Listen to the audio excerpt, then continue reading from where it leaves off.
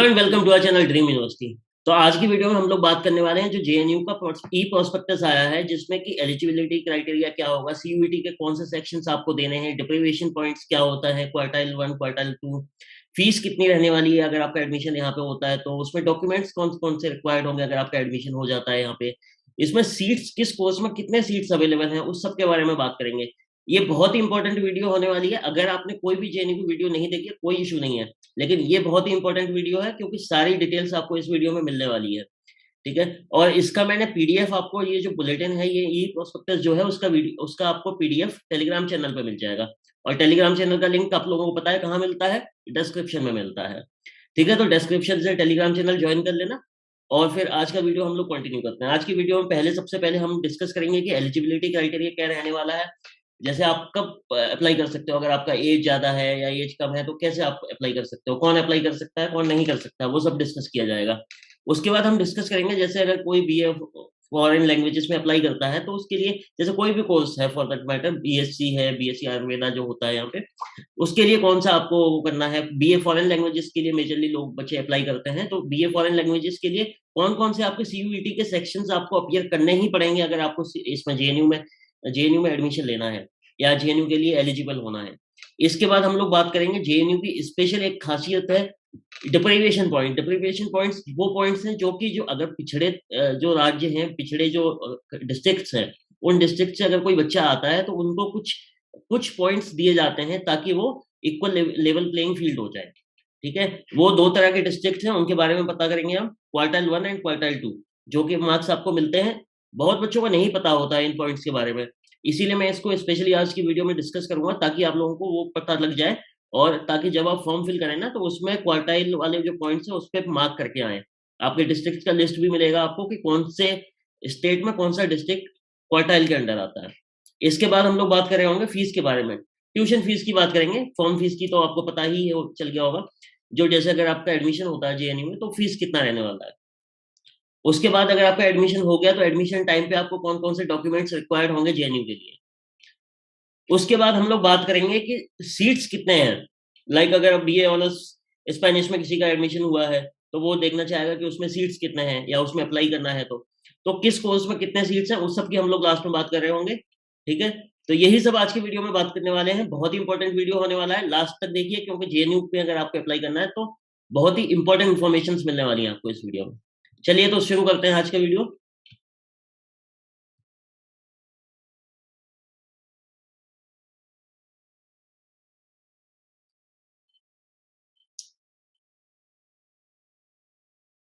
ये देखो इसमें बताया गया admission in BA honours in foreign languages, BSc MSc integrated जो प्रोग्राम होता है। देखो जिन बच्चों को नहीं पता है उनको बता देता हूँ मैं यहाँ पे।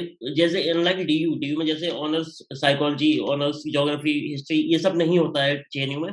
जेएनयू में जो कोर्सेज होते हैं, जेएनयू में कोर्सेज फॉरेन लैंग्वेजेस में होते हैं। BA honours, BSc MSc integrated programme होता है जो ग्रेजुएशन लेवल का होता है। बीएससी एमएससी इंटीग्रेटेड होता है ये। इसके अलावा कुछ सीओपी प्रोग्राम्स होते हैं, सर्टिफिकेट कोर्स जिनको बोलते हैं, यही कोर्स होता है। बीटेक भी होता है, बीटेक होता है उसका जेई मेंस वगैरह होता है ना, जेई आईआईटी का जो एग्जाम होता है उसी के स्कोर पे आपको एडमिशन मिलता है बीटेक में। ठीक है, तो ये सब कोर्सेज होते हैं ग्रेजुएशन लेवल पे, इसी सब के बारे में बात करेंगे आज। ठीक है, तो अभी देखो important points for admission through CUET, ये कुछ पॉइंट्स दिए गए हैं, इनको आप पढ़ सकते हो टेलीग्राम चैनल पे जो पीडीएफ डाला है उससे। ये जो वेबसाइट, आप बहुत बच्चे पूछ रहे थे कि सर सीयूईटी के फॉर्म्स वेबसाइट कौन सी होगी, किस वेबसाइट के थ्रू हम फॉर्म फिल कर सकते हैं। तो वेबसाइट ये है, आप लोग नोट कर लो एक बार, ये वाली cuet.samarth.ac.in, इस वेबसाइट पे आपको फॉर्म्स फिल करने पड़ेंगे।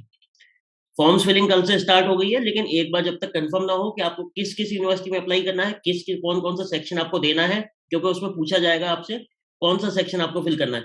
दो मैं इस पे भी एक वीडियो लाऊंगा कि एप्लीकेशन फॉर्म्स आपको कैसे फिल करने हैं। इसके बाद ये जो भी गाइडलाइन है आप लोग एक बार पढ़ सकते हो। इसके बाद ये देखो इस बुलेटिन में है क्या क्या, इस प्रोस्पेक्टस में है क्या। पहले जनरल इंस्ट्रक्शन थे जो हमने देख लिए।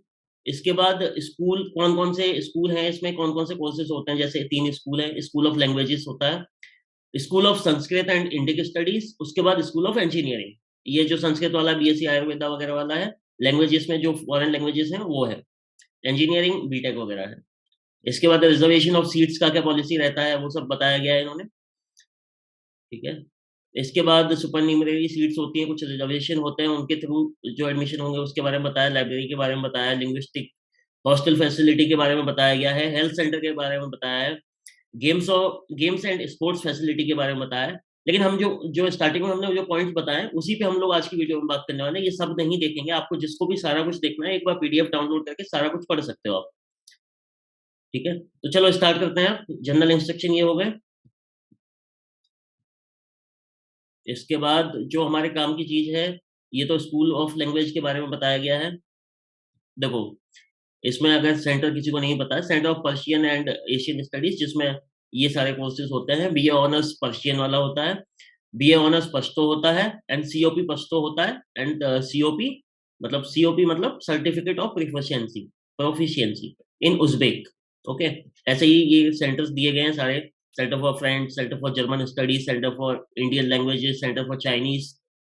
ठीक है, ये सब आप एक बार देख लेना टेलीग्राम से डाउनलोड करके पीडीएफ। इसके बाद जो इम्पोर्टेंट पार्ट है ना, उस पर आ जाते हैं हम लोग। सबसे इम्पोर्टेंट क्या है? सबसे इम्पोर्टेंट यही है कि एडमिशन लेने के लिए आपको सीयूईटी में कौन सा पार्ट अपीयर होना होगा, उसी पे आ जाते हैं सीधे। ये देखो, ये एलिजिबिलिटी क्राइटेरिया दे रखे हैं। वही 45% मार्क्स चाहिए आपको 12th में, और +2 पास, मतलब 12th पास होना चाहिए आपका, ठीक है। यही क्राइटेरिया है। ये है देखो, सिलेबस फॉर एंट्रेंस एग्जाम, ये ही सबसे इम्पोर्टेंट है। ये पहले तो सेंटर फॉर पर्शियन स्टडीज ये बताया गया है। इसके बाद इस सारे सेंटर्स के नाम इधर दिए गए हैं। इसके बाद जो भी इसका कोड है उसको वो सब बताया गया है। इसमें बताया गया है कि सिलेबस फॉर एंट्रेंस एग्जाम क्या रहने वाला है। The entrance test for this programme is a common entrance test for all language candidates seeking in admission BA honours in JNU have to appear CUET 2022. They are required to opt for section 1A. Section 1A आपको opt करना ही है। English test section 1A में क्या देना है आपको, पहले ये देख लो, बहुत इंपॉर्टेंट है ये। सेक्शन 1A इंग्लिश टेस्ट, मतलब सेक्शन जो 1A है उसमें आपके पास ऑप्शन नहीं है। सेक्शन 1A में आपको इंग्लिश ही देना है, ऐसा नहीं है कोई और लैंग्वेज दोगे आप, ठीक है। आपको opt for section A English test, English का ही टेस्ट देना है, इसमें कंपलसरी है ये। अगर आपको जेएनयू में अप्लाई करना है तो इंग्लिश ही देना होगा, इंग्लिश। इसके बाद एंड सेक्शन 3, और सेक्शन 3 भी कंपलसरी है। अगर आपको जेएनयू के इन सारे कोर्सेज में एडमिशन लेना है तो आपको क्या क्या देना है, एक तो सेक्शन 1A में इंग्लिश देना है, उसके बाद सेक्शन 3 जो कि एक जनरल टेस्ट है वो देना है, बस। इसके बाद लिखा है candidates who will not appear in both the sections, section 1A English test and section 3 general test, will not be considered for admission in JNU. मतलब अगर आप सेक्शन 1A में इंग्लिश में अप्लाई नहीं करते हैं और सेक्शन 3 में अप्लाई नहीं करते हैं तो आप जेएनयू में एडमिशन नहीं ले पाएंगे। तो अगर आपको जेएनयू में एडमिशन लेना है तो सेक्शन 1A में इंग्लिश, ये फॉर्म में मांगा जाएगा आपसे, फॉर्म में फिल करना है ये, और सेक्शन 3 जो कि एक जनरल टेस्ट है, बस यही देना है आपको जेएनयू के लिए। बस यही दोनों देने हैं, दो ही एलिजिबिलिटी है, यही दोनों टेस्ट हो गए, आप एलिजिबल हो जाओगे। कोई डोमेन नहीं देना है, नो डोमेन, नो डोमेन, कोई डोमेन नहीं देना है आपको जेएनयू के बीए ऑनर्स के कोर्सेज के लिए। जो भी ये कोर्सेज है ना, इनके लिए किसी के लिए भी आपको कोई डोमेन नहीं देना है, समझ गए। चलो अभी आगे देखते हैं। इसके बाद ये जो सर्टिफिकेट कोर्स है उनका दिया गया है, उनके लिए आपको उनके लिए क्या क्या देना है। They are not required to opt for section 1A English test and section 3 general test for the admission. Candidates who will not appear in both the sections shall not be considered. मतलब इसमें भी वही same है, section 1A English देना है आपको और section 3 देना है जनरल टेस्ट, ठीक है। ये सीओपी प्रोग्राम है, 1 साल का होता है, सर्टिफिकेट कोर्स बोलते हैं इनको। इसके बाद एक कोर्स और होता है बीएससी एमएससी इंटीग्रेटेड प्रोग्राम इन आयुर्वेदा बायोलॉजी। अगर इसमें किसी को अप्लाई करना है तो उसकी क्राइटेरिया क्या रहने वाले हैं उसके बारे में एक बार देख लेंगे। एक तो ये एलिजिबिलिटी के बारे में बताया गया है। एलिजिबिलिटी क्या है, 45% मार्क्स है 12th में, और 10+2 मतलब 12th पास होना चाहिए आपका। तो इसमें आप लोग एक बार देख लो, कि अगर आपको BSc, just a second, BSc plus MSc जो इंटीग्रेटेड प्रोग्राम होता है जेएनयू का आयुर्वेदा में, आयुर्वेदा बायोलॉजी, इसमें अगर आपको एडमिशन लेना है तो आपको क्या देना पड़ेगा? देखो, पहले तो आपको सेक्शन 1B देना पड़ेगा। सेक्शन 1B में आपको संस्कृत लैंग्वेज लेनी पड़ेगी, उसका टेस्ट देना है। उसके बाद सेक्शन 2 में there are 4 domain specific subjects, PCM biology, मतलब PCM plus B, physics, chemistry, biology and mathematics, ये चारों सब्जेक्ट्स हैं। इनमें से PCMB, physics, chemistry, mathematics and biology, इसमें बोला गया candidate can choose any one either biology and mathematics.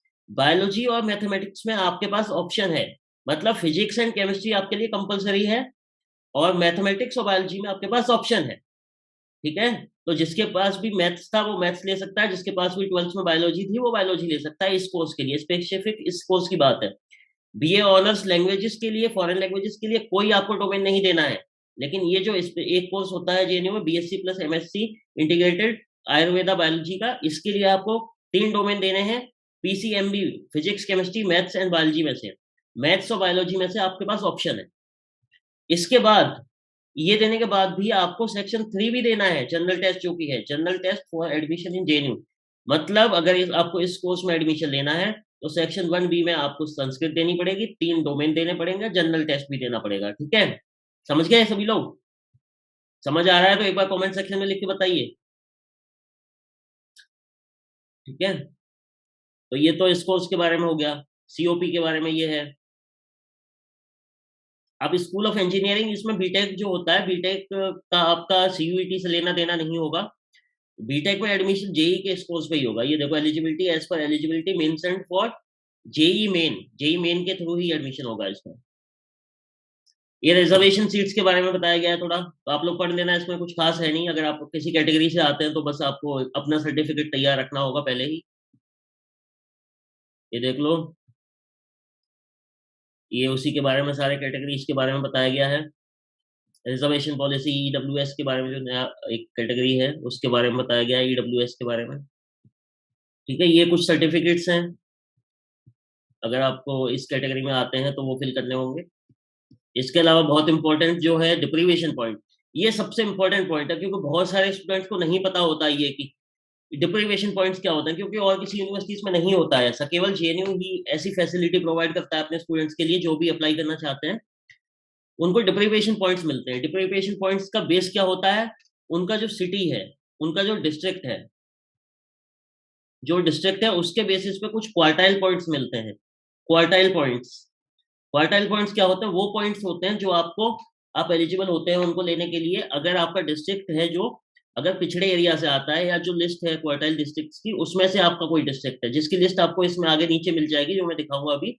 और टेलीग्राम पे से आप पीडीएफ डाउनलोड करके सारे डिस्ट्रिक्ट के लिस्ट आप देख सकते हो अपने स्टेट का। तो अगर आपका डिस्ट्रिक्ट उस स्टेट में है जिसमें वो क्वार्टाइल में आता है, तो आप लोग जरूर अप्लाई करो उसको। ठीक है, चलो आगे देखते हैं इसको। इसमें ये बताया गया है कि कितने मार्क्स मिलेंगे आपको। अगर आप यूजी में अप्लाई करते हो और आपने 10th 12th अपना क्वार्टाइल डिस्ट्रिक्ट से किया, तो आपको 6 मार्क्स मिलेंगे। 6 मार्क्स इन एडिशन टू जो भी आप सीयूईटी में स्कोर करोगे। इसके बाद पोस्ट ग्रेजुएशन में अगर आप अप्लाई कर रहे हो तो 3 मार्क्स मिलते हैं। ठीक है, अगर आपने यूजी यूजी किया है क्वार्टाइल डिस्ट्रिक्ट से, उसके बाद। ठीक है, सेम ये भी दिया गया है।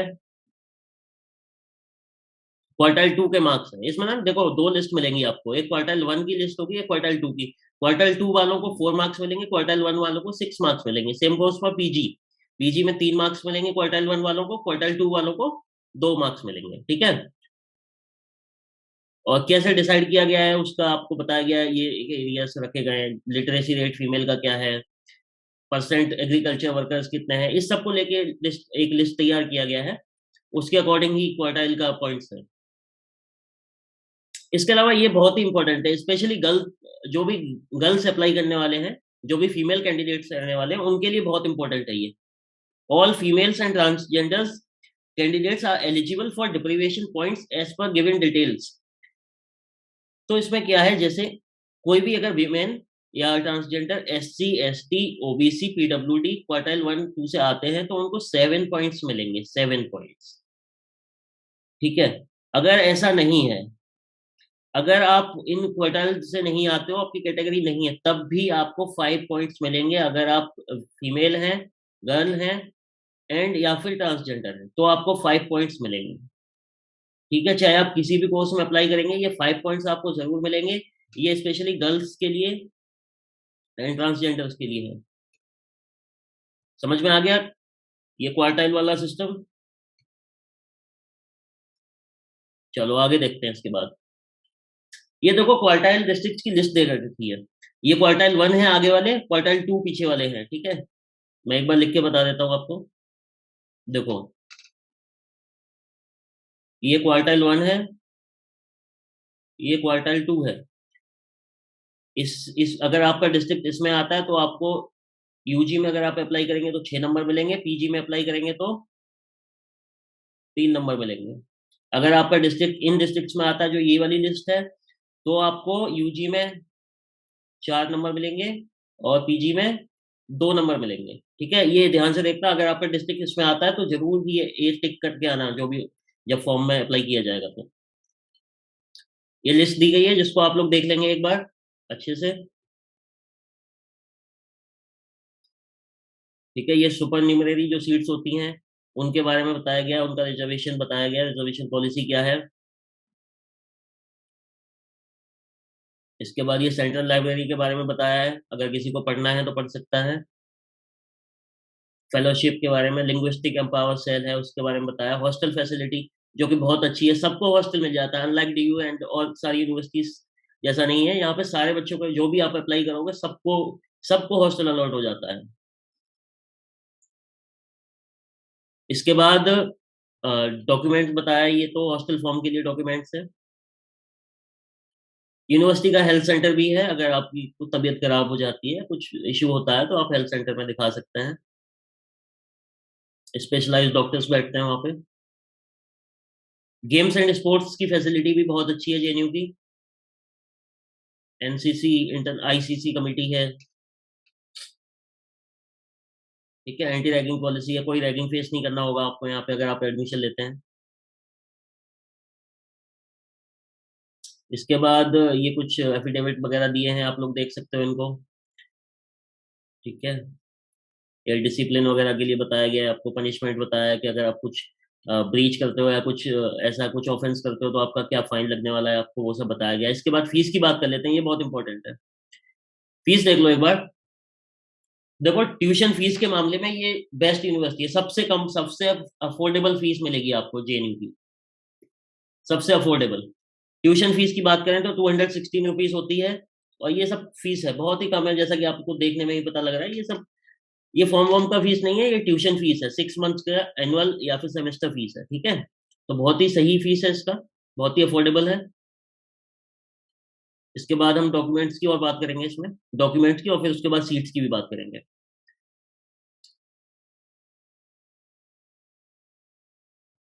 ये देखो, certificates and other documents required at the time of admission. कौन कौन से सर्टिफिकेट्स एंड डॉक्यूमेंट्स रिक्वायर्ड हैं वो सब आप लोग एक बार देख लो।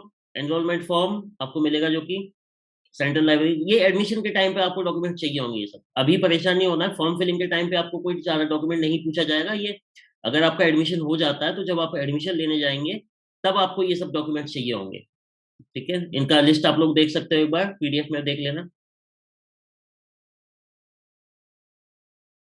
इसके बाद हम सीट्स की और बात करेंगे कि किस कोर्स में आपको कितने सीट्स अवेलेबल रहने वाले हैं। ये देखो, इनटेक फॉर द ईयर 2022-23। तो इसमें आप लोग देख सकते हो कि आप जिसमें भी आपको अप्लाई करना है, जैसे फ्रेंच की बात करें तो फ्रेंच में टोटल सीट्स 48 हैं। ये कैटेगरी वाइज भी दिया है, टोटल सीट्स लास्ट में दिया है, तो टोटल सीट्स 48 है। सेम जर्मन स्टडीज की बात करें तो उसमें भी 48 है, रशियन में 68 है जो कि सबसे ज्यादा सीट होता है इसमें। इसके बाद स्पेनिश में 39 है, जापानीज में 48, कोरियन में 39। ठीक है, चाइनीज में 44, पर्शियन पश्तो में देख सकते हो 39 19, अरेबिक में 39। तो ये इनटेक है, मतलब इतना सीट्स अवेलेबल है JNU में। अगर आप अप्लाई करते हो तो आपको इन सीट्स के अंदर आना होगा। BSc MSc जो एक कोर्स है, स्पेशल कोर्स जो आयुर्वेदा का है, उसके लिए 20 सीट्स होता है। बस यही मेनली है। इसके बाद सीओपी का भी बताया गया है, सीओपी का सीट्स किसी को देखना है।